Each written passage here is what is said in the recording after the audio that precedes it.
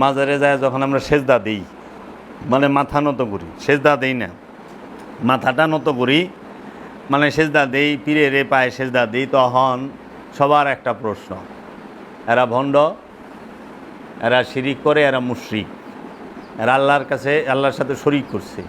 কেন মুশরিক হইলাম, ভণ্ড হইলাম? তার কারণ কি? একটাই, তারা মানুষকে সেজদা করে।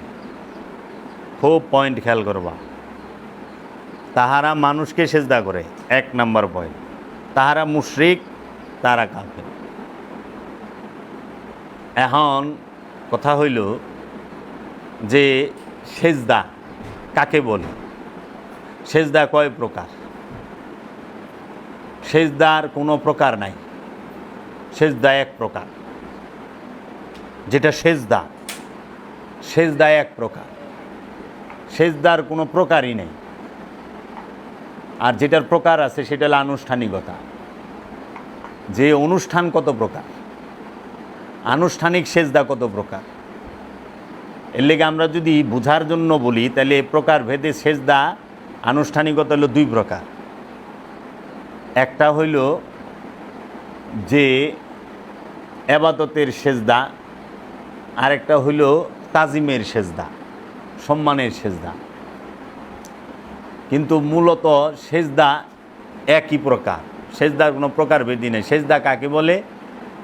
নিজের ইচ্ছাটাকে, আমি একদম সহজভাবে ইটা বলতেছি, উলঙ্গভাবে নিজের ইচ্ছাটাকে আল্লাহর ইচ্ছার মধ্যে, রবের ইচ্ছার মধ্যে সম্পূর্ণরূপে বিলীন করে দেওয়া, উৎসর্গ করে দেওয়া, ফানা করে দেওয়ার নামই হলো সেজদা। আমার ইচ্ছা বলতে কোনো ইচ্ছা থাকবে না। যতক্ষণ নিজের ইচ্ছা আছে, আমার নিজের ইচ্ছা আছে, ততক্ষণ সেজদা হয় না। যতক্ষণ পর্যন্ত আমার নিজের ইচ্ছা আছে, আমার বলতে কিছু আছে, ততক্ষণ সেজদা হয় নাই। আমি থাকলে সেজদা হয় না। যতক্ষণ না পর্যন্ত তুমি সমস্ত কিছু তোমার রবের এইখানে না পৌঁছাইতে পারতাছ, ততক্ষণ সেজদা হয় নাই। এখন আমরা সমাজে দেখি যে আমরা যারা 5 ওয়াক্ত নামাজ পড়ি, আমরা মসজিদে যাইয়া নামাজের সময় আমরা নিয়ত বাইন্দা দাঁড়াই, চুপচাপ থাকি। ইমাম সাহেবের সাথে পড়লে, আর একা পড়লে তো সূরা কেরাত পড়ি, চুপচাপ থাকি। রুকু করলাম মানে গুজা হইলাম, অর্ধেক ঝুঁকলাম। আর সেজদা করলাম মানে পুরা ঝুঁকা গেলাম, মানে অষ্টাঙ্গ একখানে করে মাটিতে।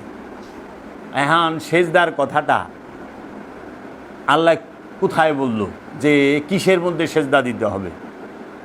আমরা কোরআনে পাই উসজুদু লিআদামা, আদমকে সেজদা করে, সূরা বাকারা 34 নম্বর।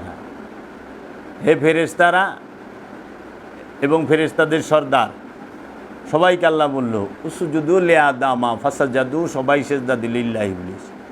ইবলিস সেজদা দিল না। এখন কথা আসে যে এই সেজদা কি এই মাথা নত করার সেজদার কথা বলছে আল্লাহ? যদি মাথা নত করার সেজদা কথা বলে, তাহলে ফেরেশতার তো মাথাই নাই। ফেরেশতার হাত পাও আছে, মাথা মুন্ডু আছে?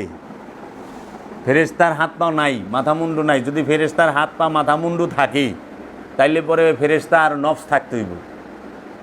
কারণ নফস থাকলেই দেহ থাকবো, প্রাণ থাকলেই দেহ থাকবো। যার মাথা মুন্ডু আছে তার অবশ্যই নফস থাকবো, আর যার নফস আছে তার দেহ থাকবো।